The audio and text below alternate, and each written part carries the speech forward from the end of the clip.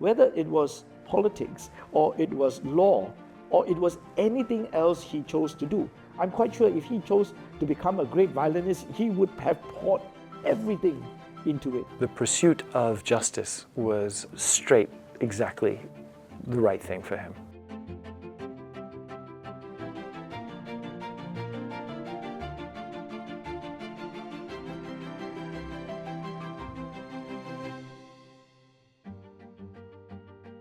He genuinely believed in a sense of equal rights and respect for people. He is a fighter. He fights for values, he fights for people, he fights for injustice. He was able, in a system which could only be made fairer, to rise to the top. David Saul Marshall was born in Singapore in 1908 to a Baghdadi Jewish family.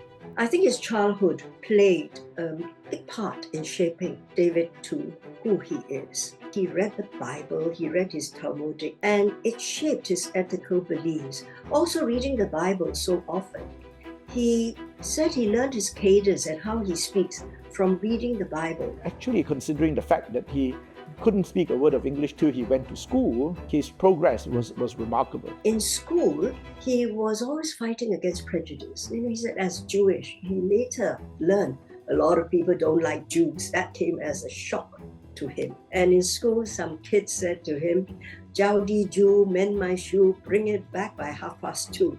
He was so shocked at that kind of statement that he boxed the person to the ground. I think the beginnings of a fight for racial discrimination began there. David Marshall was extremely clever, had very high native intelligence, had no problems with his schoolwork at all. So he made up his mind that he would win one of the 2 Queen's scholarships that were made available at the time. And so he was studying very hard. His dream of pursuing a medical degree was shattered when he collapsed before taking the scholarship exam. By his late 20s, he decided to go to London to take the bar and pursue a degree in law. And David Marshall, being a very clever fellow, was able to pass the bar exam in half the time. He actually cleared all his exams in 1.5 years. So the reason why he did law was because it was the shortest course that would give him a professional qualification. Upon returning to Singapore after his studies, he joined Aitken and Ong Siang to begin his career in law. However, his career was put on hold due to World War II, where he volunteered in the Singapore Volunteer Corps Company and was eventually captured and sent to a forced labor camp in Japan. Because for volunteering, one of the Singaporeans who volunteered to fight against the Japanese and ending up for years in prison, I think all of that would have created a strong sense of man's inhumanity to man, as he would say, and his strong desire, powerful desire to work against that. People remember one particular incident just before the fall of Singapore and before his entire battalion was surrendered. When everybody was down, they were all stuck in some tennis courts down in Pierce Road. And who should come marching up the road but David Marshall with 2 pails of tea? And nobody knew where he got the tea from. And having tea in the afternoon, when you're about to surrender, they thought, well, can't be that bad. So David Marshall had that kind of reputation. He was clever, he could get things done, and he was irrationally courageous. And I saw the war coming, and I managed to get my brothers and my father out. I was a real Machiavelli. Maneuvered them out of Singapore. Before the war? Before the war. Why didn't you go with them?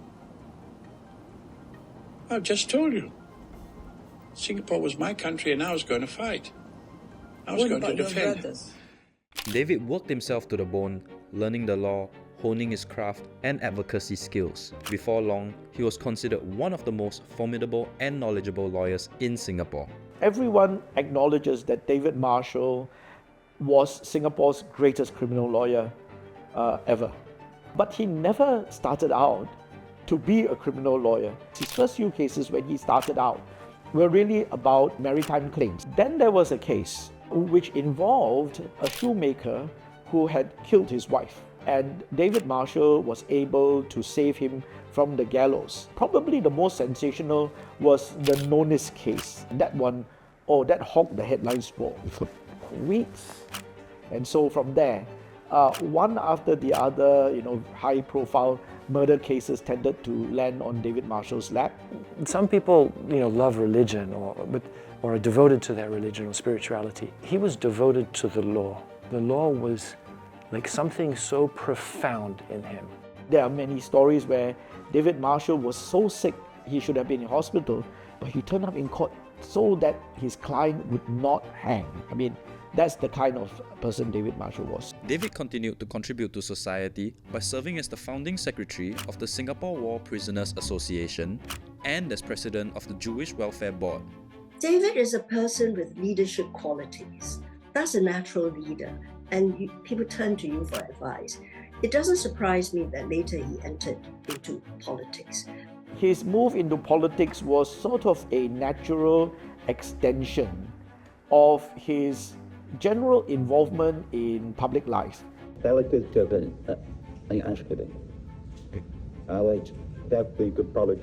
against it.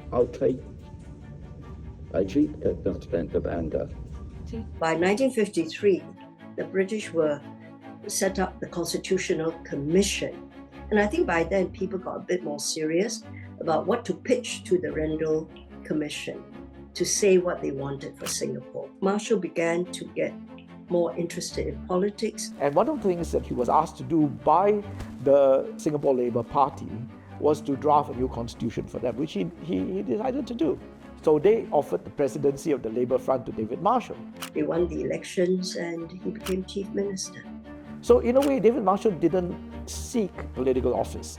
It came to him. People came asking him to be head of this, head of that, and so on.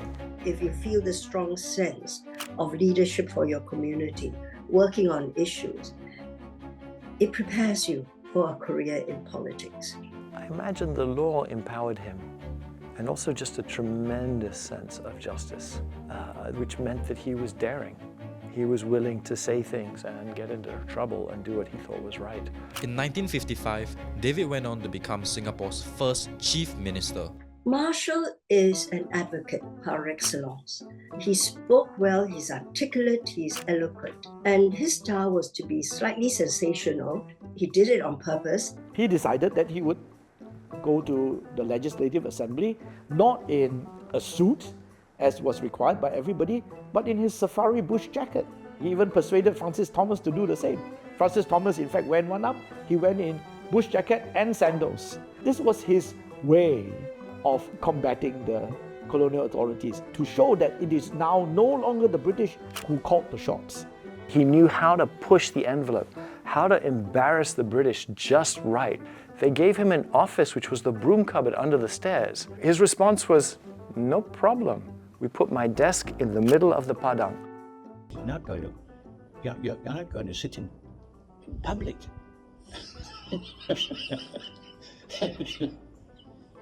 The official business. Of course I wasn't. But I knew how to kick them where it hurts. The people loved David Marshall. When he stood under the old apple tree, it's not an apple tree, it's just a tree, he could get the crowds at lunchtime clapping, coming, cheering him on as he spoke his anti-colonial rhetoric. He was a sensation of independence. He made you feel that sensation. I think he had integrity and people could feel that. As a thought leader, I think he was brilliant. He saw his job as delivering independence to Singapore as soon as he could. David Marshall's resignation as chief minister was largely his own doing. He told the people of Singapore, "I will come back with independence. And if I don't, I will resign."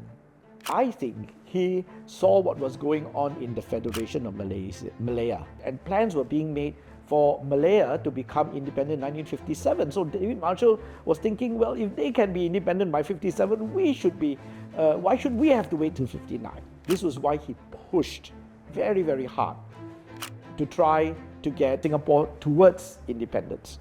Where I think his leadership was lacking is with people. He didn't grow up in an environment of like team sports and working with individuals. He was a thought leader, I think, but as a team leader, as a manager, I think he didn't have the experience. In 1956, David stepped down as Chief Minister after failing to obtain self-governance for Singapore. He remained involved in politics and founded the Workers' Party in 1957. Though his tenure as Chief Minister only lasted 14 months, many of his ideas were later implemented as policies even after he left politics. In a very short time that he was Chief Minister, one of the first things he did was to make politicians accessible. And this he did through a Meet the People session. He would station himself at the Legislative Assembly every Saturday, and he would meet with people who want to talk to him, tell them their problems. David Marshall it was the figure that started us on the road to constitutional advancement. With his speeches, he stirred up the Singapore masses, not used to politics, and getting them interested. And because of his histrionics, he could get everyone interested in an anti-colonial struggle and fight. He had the most multi-ethnic cabinet you could ever find. That set a tone that the cabinet had to in some way be a semiotic representation of the multi-ethnic country that Singapore is. Certainly he had this sense of devotion, a sense of devotion to a country, which to me is an abstract thing, it's not a person, but to him was very real. Throughout his life, even after he left politics, he yearned to serve Singapore. And it was Rajaratnam who actually had this brainwave that when Singapore began opening our foreign relations with Europe, and particularly with France, that we needed an ambassador to France and that he would do a splendid job, which David Marshall did. It was stupendous. David served as Singapore's first ambassador to France, Portugal, Spain, and Switzerland. He eventually retired as ambassador in 1993 after 15 years.